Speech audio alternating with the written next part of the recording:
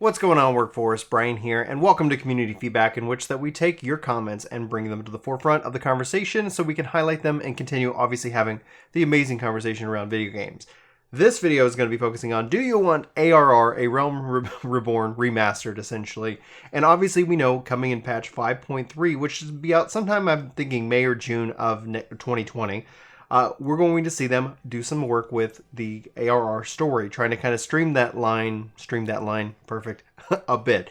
And why this is important is that we've had such a overwhelming, rush of new players into the community. So I asked the question, should we remaster A Realm Reborn? Should we look at bringing in all these features that we have today, like the trust system and various things like that? Or do we want to see something more? Do we want to see them invest, obviously, their time in new content? And y'all's reaction was fantastic. You've over 240 some odd or 68 some odd likes, 19 dislikes. So not necessarily kind of the ratio that usually we were shooting for with the discussion video, but thanks for hitting the like button regardless. Thanks for hitting the dislike button, because either way it helps us out, and it, honestly, it tells us a lot about what you guys are interested in seeing and also where you guys fall in your belief system about the game as a whole. So anyway, beyond that, let's go ahead and dive into your comments and see what you guys had to say, and let's talk about, should we remaster A Realm Reborn? So Caxi Lore, and forgive me if I'm mispronouncing your name, in my opinion, make ARR free. Then people will stop complaining. Keep the level cap at 50, and if you want to continue forward, buy the expansions and pay the subscription fee to play beyond 50 plus. And I actually am all for this idea. I've long been a proponent of, essentially, if you look at the free trial, it lets you go to 35. Honestly, I think that if you buy ARR, you should be able to just play the game. You don't need to subscribe. Maybe take out the retainers. Like maybe take out your ability to engage in the market unless you are subscribed. But beyond that, just play the game. Be able to log in, communicate with your free company, communicate with your friends. But it's kind of that becomes a buy to play. But then, if you want to play Heaven's Word, Stormblood, Shadowbringers, then be subscribed, because that's obviously helping out the overall game. But ARR, I think they're absolutely right, because play it, get through it, get to Heaven's Word, and then you can sit here and say, okay, do you want to continue your subscription? The challenge being, if you think about it, hey, you have, Stormblood, Heaven's Word, Shadowbringers, but you're not subscribed. I think you should still be able to log in, but then you're just obviously regulated to those starting areas. That's where you have to be, but you could still communicate, because essentially then you can come in and ask the question, hey guys, should I resub? Is this content worth it? Is this update worth it for me to come back? Because 14 is based off of the ability to have breaks and to come and go as you please. And that's actually, I think, a strength of the game itself.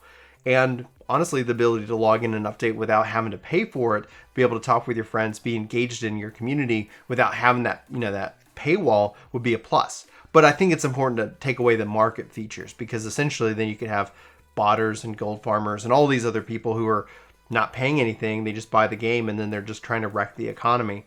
You have to be sub to wreck the economy, or at least participate in it. And Saul follows this up with, I think this just needs to be optimized. Cut out the filler and make the ARR story to Heaven's Word more fluid. And I think that's going to be what we see with patch 5.3. I don't want those quests gone.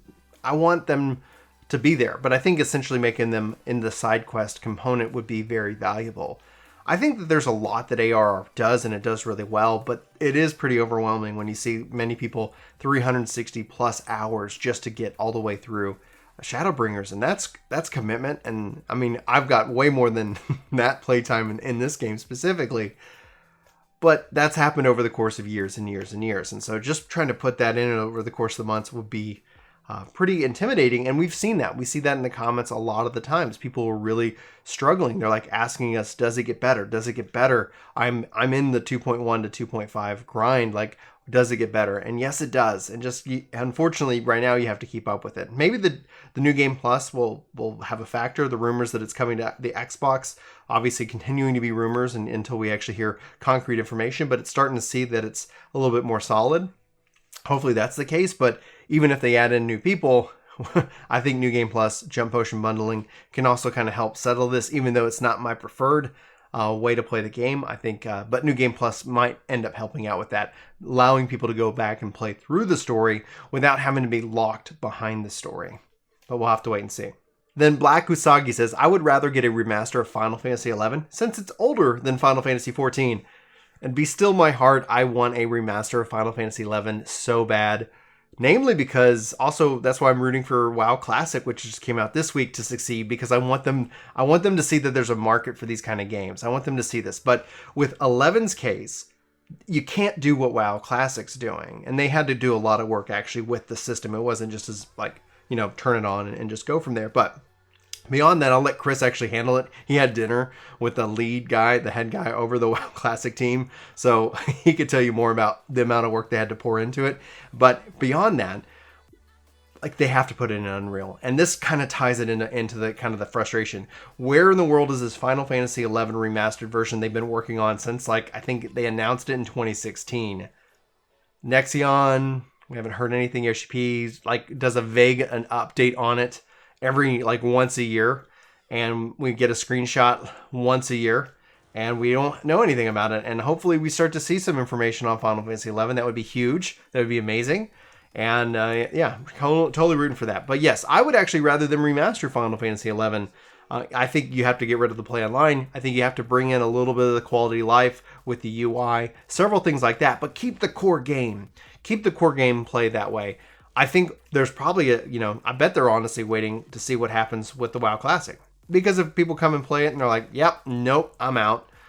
And then they're not going to spend that kind of money. But if people stick around, they're like, holy crap, like, this is what people want. Maybe there's a market there, and maybe this is something that they can do. Now, I would pick and choose things, right? Like, I think Final Fantasy XI would benefit from a quest log, a journal, essentially, but at the same time, not holding my hand as to where the quests and things are. The problem is that I always ended up playing it with a wiki, and ultimately, it became, it's like, okay, like, you might as well just kind of put that in and keep people into the game. I think obviously removing the barriers like play online to go and play the game would be huge. Now I've got it installed. I'm going to plan on playing it sometime after patch 5.1, sometime this fall and winter, because it's so good. I love it. It's, it's my nostalgia factor. WoW Classic isn't, but I'm really rooting for WoW Classic in that case. But that's a great point. Like, I would rather them remaster 11, and they have been doing something. Maybe. Like, we just don't know, and it's a little bit frustrating, especially with some of their older titles. But recently, obviously at E3, Square Enix said that, like, all of their games, they're trying to get their entire portfolio into a digital world so that you can go play that. And it'll be interesting to see if they tie something like this around a subscription, because, like, my list of things that I want from Square Enix has not gotten any shorter as I've gotten older. It's only gotten longer, and that's going to be where that's at. Mark Hunt follows it up with wrap up the story at level 100. And then release a new game. And honestly, I think this is probably the best, smartest business decision. Not that 14 would go away. We could see it kind of do what 11 did, where they had kind of like various little DLCs and little updates and things like that. Because if the players are there, they're there. But honestly, if they don't leave, and if they don't go to this new game, well, then what do you do, right? So honestly, I think level 100 seems to be the most reasonable sense of it. We're at level 80 now. That would essentially put us at 2 more expansions, which is essentially, from here, that's going to be 2 years, 4 years. So that's 6 years when that level 100 expansion technically would wrap up. And this 2016 project that Yoshi P said that just came out of pre-production, honestly, you put 5 years into that, and all of a sudden you're looking at a brand new MMO and ready to, jump on this all over again with the lessons learned and the technology. Honestly, I would say that I think Yoshi P has more than earned it. What he's done with 14, how he's really kind of saved Final Fantasy overall, how he's really saved Square Enix overall, and his position and the people and the team and the passion, and essentially his job of getting out of the way and really letting people like build the best game they can build. And you could see it, and it shows obviously with Shadowbringer. So that's where I'm going to fall on that one. That's where I'm going to kind of land. I think wrapping it up at level 100, that seems to be a really good time frame. And honestly, and this is a little bit selfish on my part, but as I look at it, as my kids are like, Maddie's in kindergarten now, like in 6 years, she's going to be like able to really play these games. And hopefully these are things that we can play together. And it would be really cool to be able to either introduce her to 14, which she has a character on my account, that she, like, we run around the world, and let her kind of play and get used to the controls a little bit. But, like in 6 years, like, yeah, let's get her own character, her own account, and dive into this world together as a family. That would be pretty amazing in my opinion. So yeah, I'm kind of with Mark on this one. We'll have to wait and see though, because they still have stories to tell then tell those stories. And I think that could be fun within the world and the context that is Final Fantasy. But ultimately, though, like if you think about it, if in 2 more expansions we don't have the Zodiark and Hydaelyn, we don't have all of these like conflicts and all these things. If they're just kicking the can down the expansion road, essentially, just to prolong the story that they want to tell, I don't think that will end up being what people ultimately like. However, I think if Shadowbringers is any indication that it truly is, they really are focusing on the narrative, and that's going to be, I think, better for everybody in the long run. So Meteor follows this up. Presentation is everything. A lot of people will turn the other way when playing through ARR, and most people will not be willing to sit through the content just to get better to the better expansions. And many are unwilling to spend the money to skip content, especially when the community frowns on you for doing so without learning the story or gameplay. Edit. Revoice the cutscenes and redo the story to make it flow better. Otherwise, keep everything else the same. Redo the zones later, like far into the future. And honestly, I think... I can't imagine the cost. I can't imagine, from the business perspective of it, what that would take and what that would entail to redo those cutscenes to add in voice. However, I think it is going to be interesting to see what it means for the future. So back to like Mark's message, could they do it? Yeah, they could. But ultimately, like Yoshi P's even talked about the technical roadmap, like how going back and doing all the graphic stuff, how big of a backlog that is, how much work that actually is. And do we want them to spend that on this existing game, or do we want them to invest that into the future, where when all of a sudden, we're all starting on a brand new technical backbone, where we're all starting on a new technical framework, where Yoshi P and his team get to really work on this game from the beginning and not have to turn it around within 2 years and not have to build Heavensward on top of that and not have to do Storm. It's like there is the sense that it's going to be about passion. It's going to be about what's going to take them another 15 years. In 6 years, the game's going to be 10 years old next year, officially from its 1.0 launch. But then you add another 6 years on that, you're talking about a 15, 16-year-old game at that point. At this point, we're at 6 years from the ARR. So in 6 more years, you're talking 12 years. So technologically, I don't know. I don't envy them. Honestly, I think from the people from a voice cutscene perspective, because we get that comment a lot, oh man, there's more they get more voiced as you go further along into it, but just because of the sheer amount of work that it takes to do so. I think people want trust. I think we want updates to the fate. I think there's a lot of things in that list, personally for myself, that a lot of people would prefer over just voicing the cutscenes, but it is an important thing. And then you have the actors being different. So you wouldn't have to, you would, like you said, revoice. You would have to revoice all the cutscenes because you don't have all the same voice actors for that. And maybe that'd be a good thing. Maybe that would be something. Maybe if they wanted to give us that goal, like if Yoshi P said, hey, the reason we had the cash shop, you get European data center. Cool. If they say, hey, we're going to do this thing, and if we can raise this much money, if you guys want to purchase this item that helps go towards that, maybe something like that would happen. But again, I'm also kind of against cash shop items, especially in a subscription-based game. That's my personal hang-up. I don't need to get into it in this video. But anyway, Roy follows this up, says, I'm currently working through the 100 quest marathon in ARR. I will say, so far the problem is less the story behind these 100 quests, but more the design of these quests themselves. Yes, each of these 6 art comprises of the 100 quests contains at least one mostly inconsequential narrative thread that never leads anywhere or is mentioned again in the future. But they feel less problematic to me than the philosophy behind how the design and the quest support of these narratives go.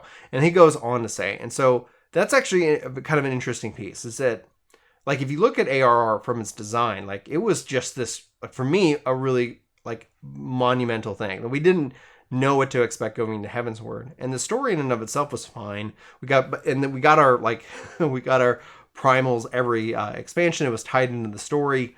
I kind of always enjoyed that, and they've since gone and made them into kind of the side content, side quest, to unlock the different primals that way. And ultimately, I really actually preferred the ARR style of it, but from that length and that background, the things that you do when you're going around, it was more filler. And I think they've gotten a lot better. I think especially as you are the hero of the realm, they're not going to sit here and say, hey, go do this small inconsequential task. You're the hero. You're the you're the primal icon slayer, the hero of Eorzea, and also now of Doma. So it's, I don't envy them. And it's going to be interesting to see what happens with 5.3. That's all I can really say to Roy here. He put together a beautifully, worded, you can see the read more, icon there. And oh my gosh, gosh darn it. Anyway, I'm with you, Roy.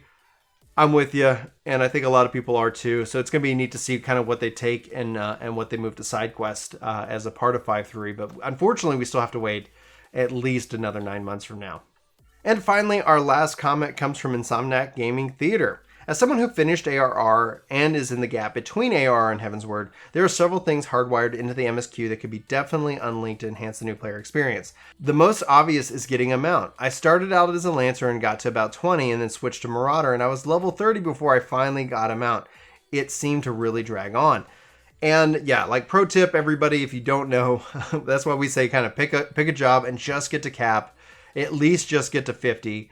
At level 20, you'll actually hit it before the story, but the level 20 MSQ quest, you're joining with the Grand Company. And the Grand Company is how you're going to unlock your mount. And most people have done that.